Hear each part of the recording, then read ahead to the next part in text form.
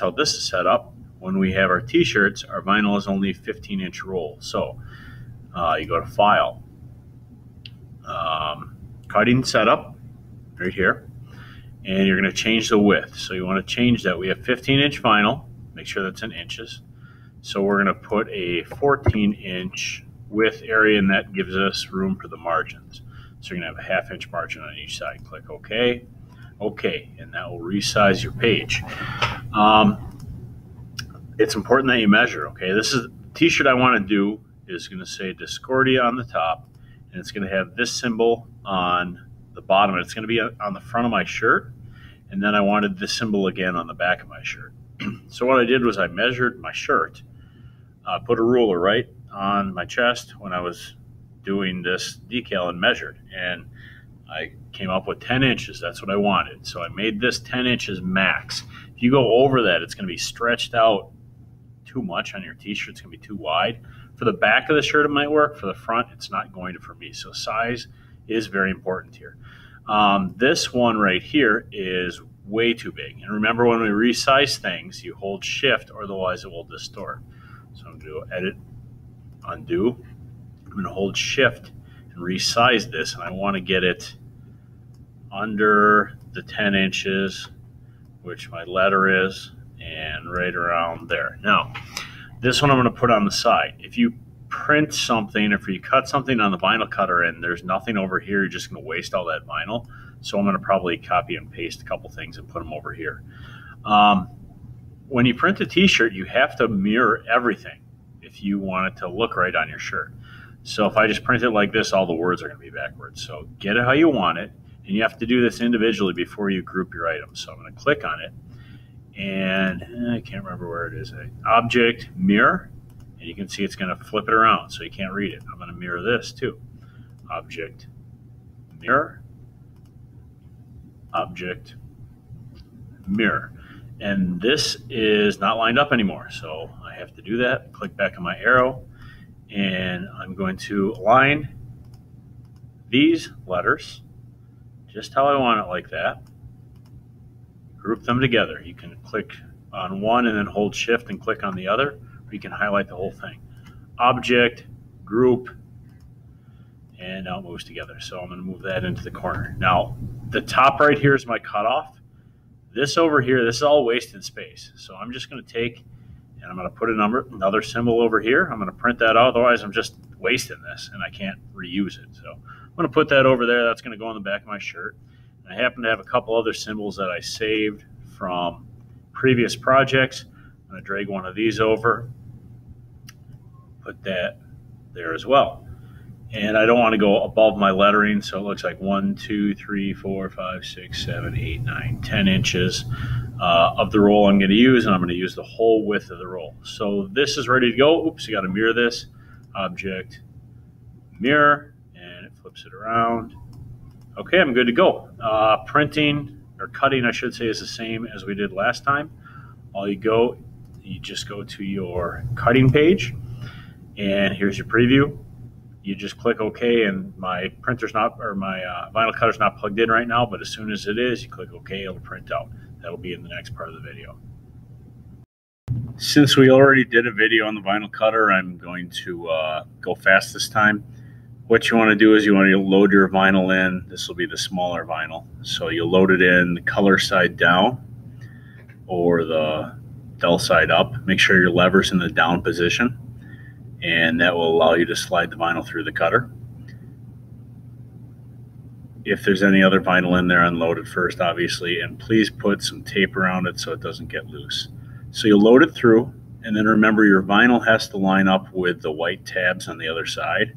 So you want to make the edge of your paper line up with the white tab on the right, and it should line up with the white tabs on the left pretty easily. Remember, the wheels need to line up with the white tabs as well. So when you unlock it, make sure the wheels do. Turn the power on. If you want to get the cutter head out of the way, it'll just slide off to the right like it just did. So line up your wheels. You can see the white tab there, and usually on the left it's pretty easy. There's a lot of white tabs over there. Line it up, lock it in, and you lock it down with a lever. Back to the menu, you push enter for a roll because you're doing a roll, and it reads your wheels. Then you jog with the arrow, jog it down. Again, I'm not going to zoom in on the video. We did this already. Jog it down. You want your vinyl flush with the cutter head. You push the origin button to set the origin again on your menu screen over there. It'll say origin set. And then you go to the printer and you print it. And you can see it's printing out right now.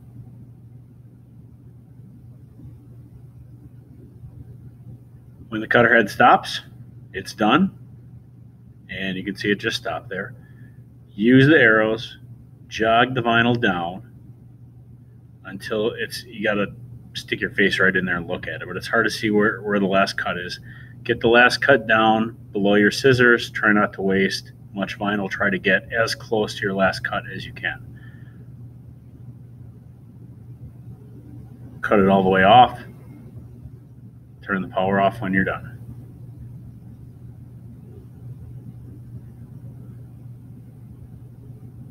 All right, trim out the extra vinyl. I like to get pretty close. This is different than the decals. We actually are not going to use application tape. What you see is what you get here. You basically peel it off and stick it on the t-shirt. So there's a clear layer underneath the vinyl. And all you have to do is get these scissors, real sharp scissors, and these tweezers really help a lot when you do this because it's hard to pick out, especially little pieces. So you just start picking at it, pick and peel. That's what you do. Go slow, and it'll all come off. Remember to peel it real slow when you have real small areas too.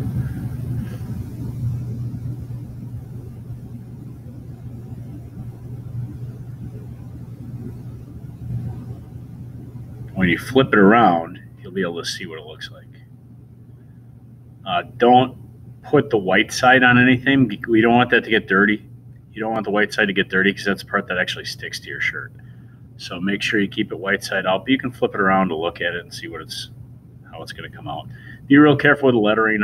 Oftentimes when I do the letters, parts peel off that you don't want to, and then you have to stick them back down. Just go real slow. At the end, you'll definitely want to take the tweezers and pick out all the little stuff that you missed. But for the most part, you can peel it with your hands. You can see I have to pick out the middles of the letters. They ripped off. They didn't come out. And it looks like my design is done. So again, flip it over to see what it's actually going to look like on your shirt, but don't put it white side down on anything. So this is our heat press. The power is on the left, and then your readout is on the right. What you want to do is you want to set this to 305 degrees at 15 seconds, and you just do that by pushing the set button. The first one is a time. This first one is a temp. The second one is a time. Then you push it again, and it'll slowly heat up. It takes probably 10-15 minutes for this thing to get hot. So I'm going to skip ahead in the video. I just edited out the part where it's heating up. But you can see the timer right there. It starts out 40-50 degrees. It gets up to 305. It takes a while. So I'm ready to go here. The top part of the heat press is a hot part, so don't touch that. Don't even get close to that. 305 degrees will melt your skin, so be careful. The sheets that I'm going through right now, those are sheets that go on top and bottom of your t-shirt, and they prevent it from sticking to the top and the bottom of the heat press. So make sure you have one on each side, especially on the top. I'm not really sure if you need one on the bottom. Put your shirt in there, and you want to press out the wrinkles. And 5 seconds on the heat press, you put it's Teflon. You put the Teflon down and lock it into place. This will press out any wrinkles. 5 seconds, and then your shirt will be warm and free of wrinkles. You're going to put your pattern right onto this when the shirt's still warm. Make sure it's in the middle. Once it's on there, you're not going to move it. So line it up real careful. Centering up my shirt right now, just making sure it's even. You feel really dumb if you have an off-center decal. So you put it on your shirt, Press it on there. It's somewhat sticky. And put the Teflon on top. You're going to press it and lock it and let the timer count down. There'll be a beep when it gets down to 0. So it'll count down 15 seconds and beep at you. When it is still hot is when you want to peel it. So you actually peel that clear coat right off, and then your vinyl is attached to your shirt. You can watch the readout if you want, or listen to the beep.